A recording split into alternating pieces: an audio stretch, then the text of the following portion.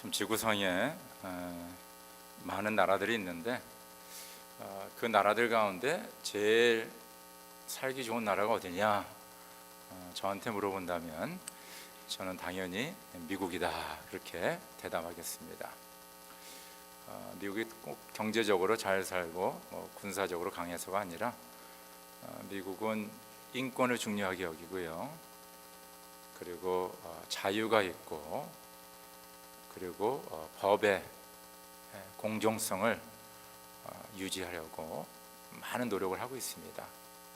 무엇보다도 우리 이민자들도 아메리칸 드림을 이룰 수 있는 그런 나라가 바로 미국입니다.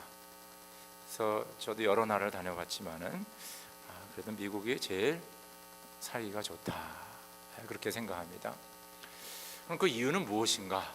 그냥 미국처럼 땅덩어리가 큰 나라들도 있고 지화전이 미국보다 더 많은 나라들도 있습니다.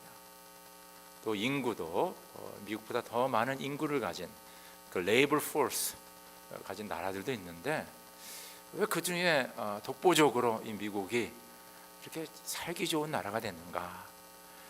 저는 확실하게 얘기할 수 있는 것이 미국은 기독교 크리스천애티 신앙을 바탕으로 세워진 나라이기 때문에 그렇다.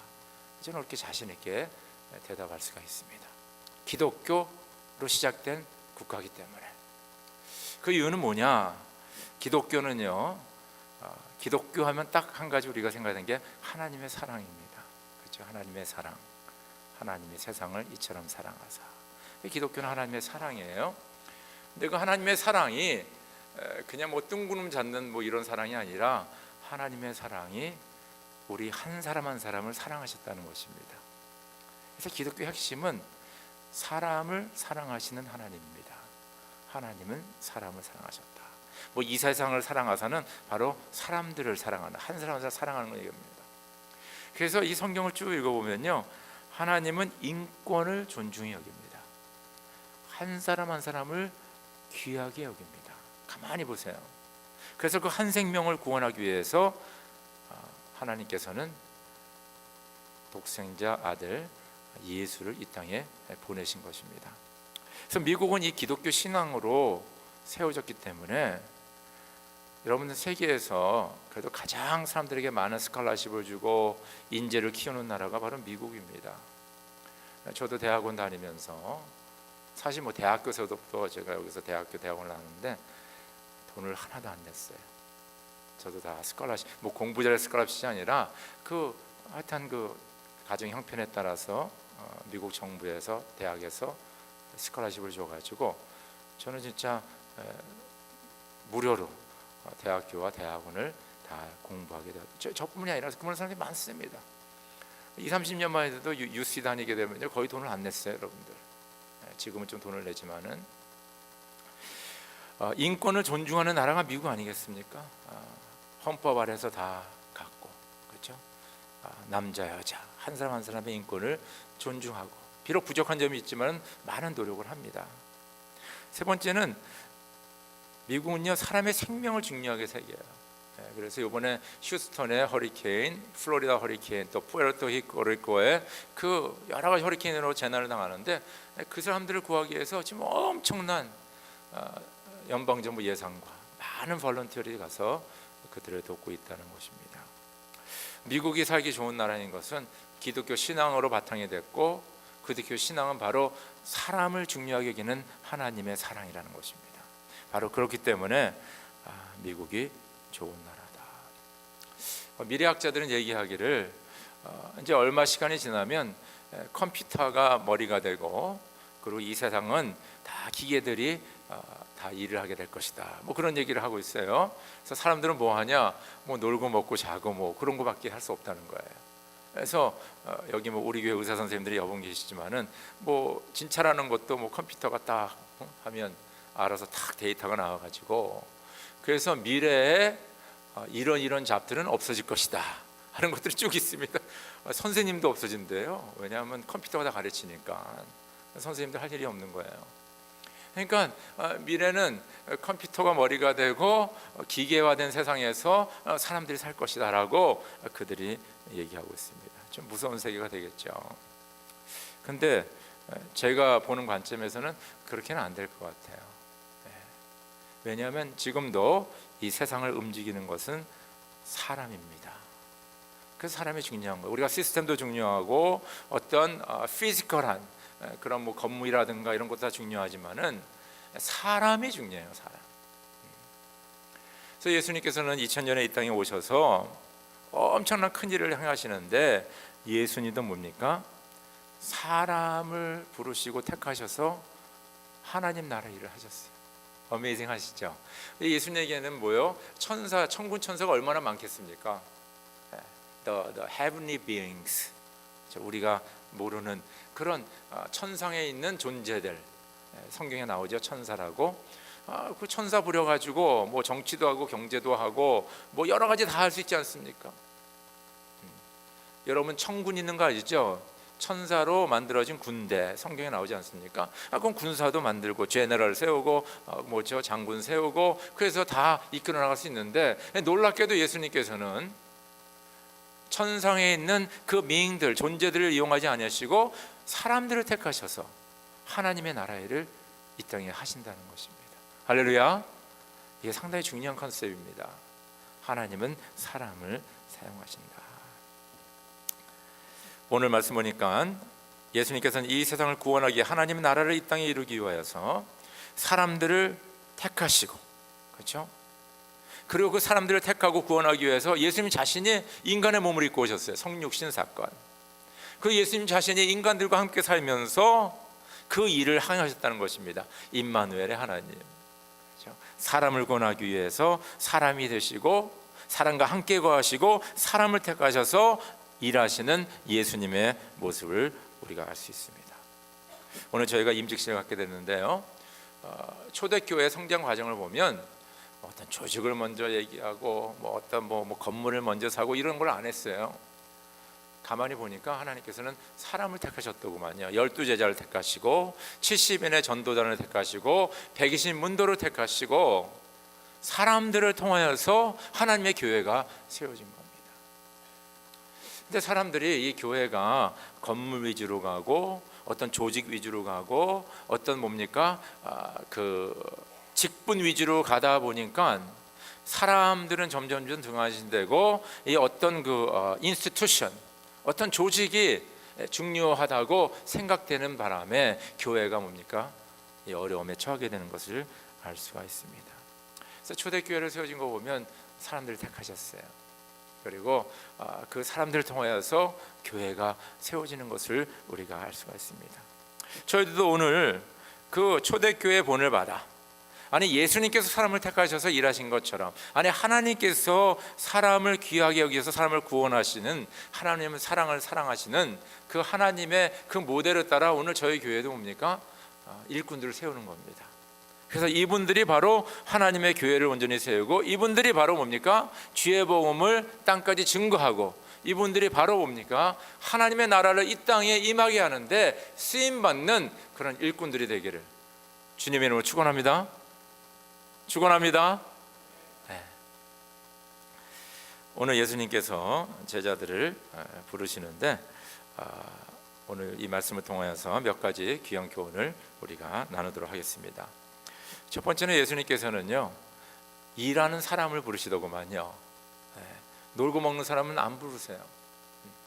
일하는 사람을 부르세요. 일하는 사람. 우리 생각에 나는 아무 일도 안 하고 시간도 펑펑 남고 그러면 하나님이 나를 부르셔서 일을 맡기셨겠구나 라고 생각할지 모르지만은 하나님은 이상하게요, 일하는 사람을 택하세요. 가만히 보세요. 일하는 사람들이 더 바쁜 거 아시죠? 그럼에도 불구하고 그분들이 더 일을 많이 하게 됩니다. 만약 여러분들이 하나님의 일을 더 하고 싶어 하시면요, 은퇴했더라도 계속 활동하시기 바랍니다. 계속 일하시기 바랍니다. 그런 가운데 하나님께 쓰임받는 것, 일하는 사람을 택하시는 하나님을 우리가 볼 수가 있어요. 예수님께서는 갈릴리 해변가를 이렇게 다니시면서 아마 그동안 많이 눈여겨본 것 같아요. 어떤 사람이 나의 제자가 되어서 이 천국 복음을 증거할까. 다니는 가운데 베드로와 안드레를 보게 됩니다. 그렇죠? 나를 따라오너라. 내가 너희를 사람을 낚는 어부가 되게 하겠다. 나를 따라오너라. 그들 보는 거 보게 됩니다. 네. 그리고 조금 가니까 세베대의 아들 요한과 야곱이 아버지의 배에서 뭡니까? 그물을 깃고 있었어요. 여러분들 뭐 물고기를 잡다 보면 그물이 찢어지기도 하고 그러지 않습니까? 그런 거를 지금 고치고 있었어요. 수리하는 중이에요. 지금 열심히 일하고 있는데 주님께서는 가셔갖고 나를 따르라 똑같이 부르십니다. 그때 요한과 야고보가 예수님을 따라 나아가는 것을 우리가 알 수가 있어요. 성경을 쭉 읽어보면 모세는 목자로 열심히 일할 적에 부르셨고, 다윗은 부모의 양을 칠 적에 부르셨고, 아모스도 목자로서 일할 적에 하나님께서 부르셨습니다. 사무엘은 성전에서 엘리 대제사장을 도와줄 적에 하나님께서는 사무엘을 부른 것을 우리가 알 수가 있습니다. 예수님의 관심에는 바로 사람입니다. 그리고 그 사람을 부르셔서 하나님께서는 주님의 일을 하신다는 것입니다. 오늘 임직 받으신 여러분들, 하나님께서는 여러분들 특별히 택하셨습니다. 그리고 여러분들을 부르신 거예요. 제가 부른 것도 아니고, 우리는 공천위원회를 통하여서 또 우리 교인들이 선거를 통하여서 여러분들을 선출하지만은 궁극적인 것은 뭡니까? 하나님께서 부르시고 하나님께서 택하신 것을 믿으실 줄 여러분을 축원합니다. 여기 임직자들은 아멘이 없어요?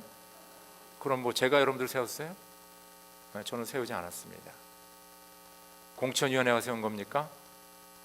그럼 공천위원 찾아가면서 뭐 할 거예요? 아니에요. 하나님이 부르신 거예요.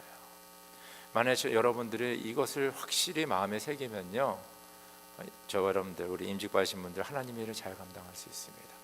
할렐루야. 그래서 일하시는 분을 택하셨어요. 여기 임직 받으신 분 보면 다 각 분야에서 열심히 일하시는 분들입니다. 하나님께서 이들을 택하시고 이들을 통해서 일하시는데, 그러므로 우리 임직자들도 우리가 임직 받으면 교회를 열심히 해야 되겠다는 그런 생각으로 가득 차요. 그게 나쁜 마음은 아닙니다. 교회를 열심히 하셔야죠.